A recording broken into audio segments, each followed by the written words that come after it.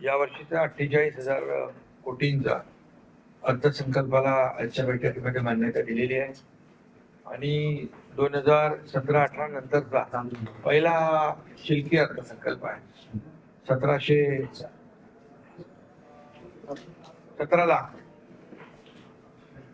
17 लाख रुपयांचा शिल्की अर्थसंकल्प 2017-18 नंतरचा पहिला आहे, बरोबर.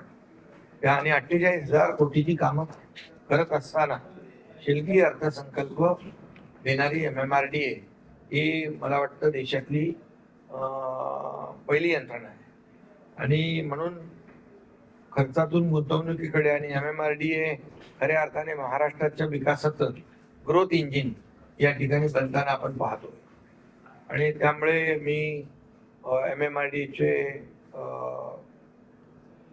अध्यक्ष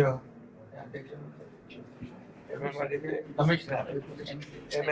कमिशनर त्यांचे सर्व सहकारी अधिकारी यांचं मी मनापासून अभिनंदन करतो की 48,000 कोटी चे काम करत असताना आपण त्याच्यामध्ये जवळपास 75% खर्च जो आहे तो विकासावर करतो. म्हणजे मेट्रो, फ्लायओव्हर, रस्ते, बायपास रस्ते असतील, टनेलिंगची कामं असतील, या सगळ्यावर काम करतो आणि म्हणून भविष्यामध्ये 2047 जसं आदरणीय प्रधानमंत्री महोदयांचं विकसित भारत 2047 जे नियोजन आहे, संकल्पना आहे, त्यामध्ये MMRDA देखील भविष्यामधलं पाण्याचं नियोजन आणि वाहतूक कोंडीचं नियोजन याच्यावर फोकस MMRDA केलाय.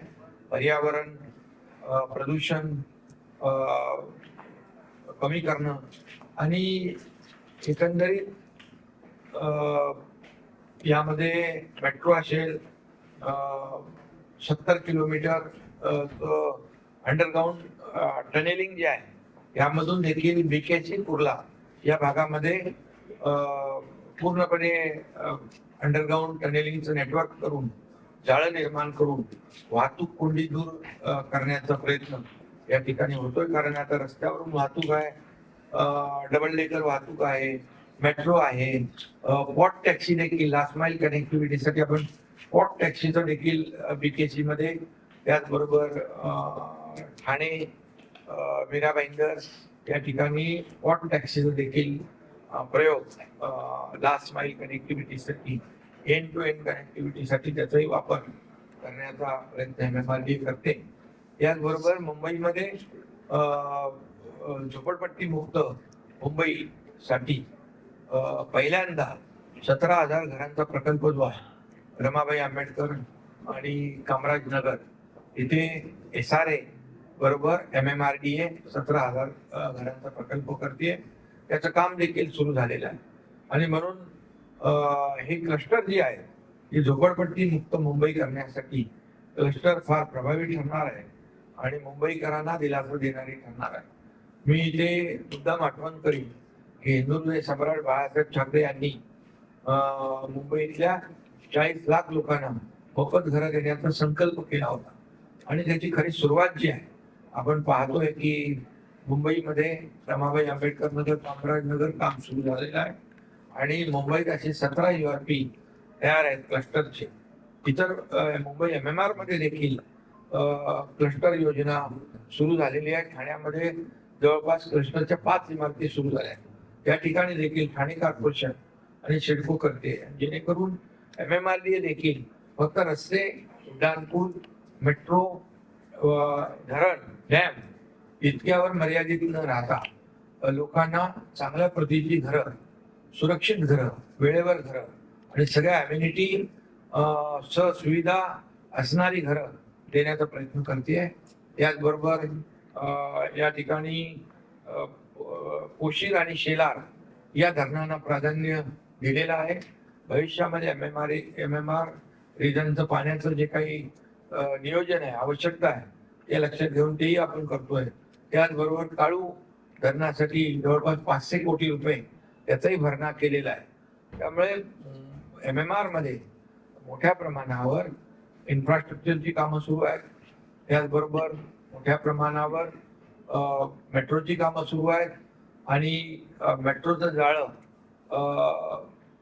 सगळीकडे जवळपास 400 किलोमीटरच्या वर आहे ना, 337 किलोमीटर 337 किलोमीटरचं मेट्रोचं जाळं निर्माण झाल्यानंतर मुंबई आणि MMR मधली ट्रॅफिक डिकंजेस्ट होईल आणि लोकांना दिलासा मिळेल.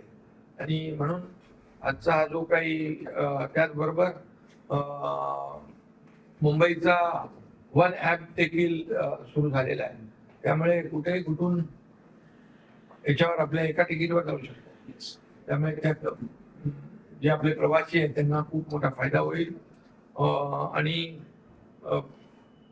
मेट्रोची काल परवा झालेली आपली MMRDची मुलुंडमध्ये झालेली जी दुर्घटना आहे ती लक्षात घेता भविष्यामध्ये कुठेही पुनरावृत्ती दुर्घटनेची होऊ नये यासाठी व्हिजिलन्स स्क्वॉड नेमण्याचा निर्णय झालेला आहे. आणि त्याचबरोबर मॉनिटरिंग जे आहे डे टू डे मॉनिटरिंग होईल आणि जे HOD आहेत त्यांनी स्पॉट व्हिजिट करणं, प्रकल्पाची पाहणी करणं प्रत्यक्ष जाऊन यावर देखील चर्चा झालेली आहे. आणि जे हलगर्जीपणा करतील त्यांच्यावर कारवाई देखील करण्याची चर्चा झालेली आहे. आणि त्यामुळे मुंबई MMR रिजन मध्ये वाहतूक कोंडी दूर करणं आणि भविष्यातली पाण्याचं नियोजन लक्षात घेऊन MMRDA काम करते. आणि म्हणून आजचा अनेक विषय आज आपण MMR क्षेत्रामधले त्याला मंजुरी दिलेली आहे, जेणेकरून MMRDAच्या माध्यमातून खूप मोठ्या प्रमाणावर इन्फ्रा प्रोजेक्ट सुरू होत आहे. अगदी वाढवणपर्यंत आपण जे वसई विरार मीरा भाईंदर म्हणजे हा जो वर्णी आपल्या उत्तन विरार सीलिंग आहे तो देखील करतोय.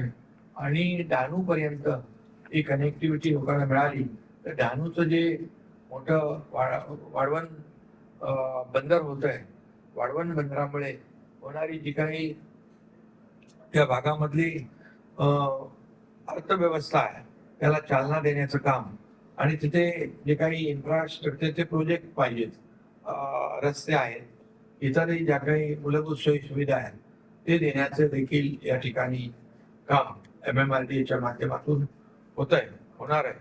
आणि म्हणून MMRDA अतिशय सर्वसमावेशक अशा प्रकल्पांना चालना देणारी यंत्रणा आहे. आणि म्हणून मी पुन्हा एकदा आजचं शिल्की अर्थसंकल्प केलेला आहे आणि 48,000 कोटीची कामं, त्यामध्ये 75% फक्त इन्फ्रास्ट्रक्चरवर आणि प्रशासकीय खर्च फक्त 1% या ठिकाणी त्यांच्या अर्थसंकल्पामध्ये त्याचा या वर्षीचा विशेष करून उल्लेख करावा लागेल. आणि म्हणून मी पुन्हा एकदा MMRDAचे आयुक्त त्यांचे सर्व सहकारी यांचं अभिनंदन. धन्यवाद. आणि ग्राफ जो आहे हा ग्राफ जो आहे 2022-23 ला 12,389, 23-24 ला 15,000 कोटी, 24-25 ला 19,229 कोटी, 2025-26 ला 30,316 कोटी आणि 2026-27 ला 48,072 कोटी. हे बघा असा ग्राफ आहे. हा ग्राफ असा वाढलेला आहे.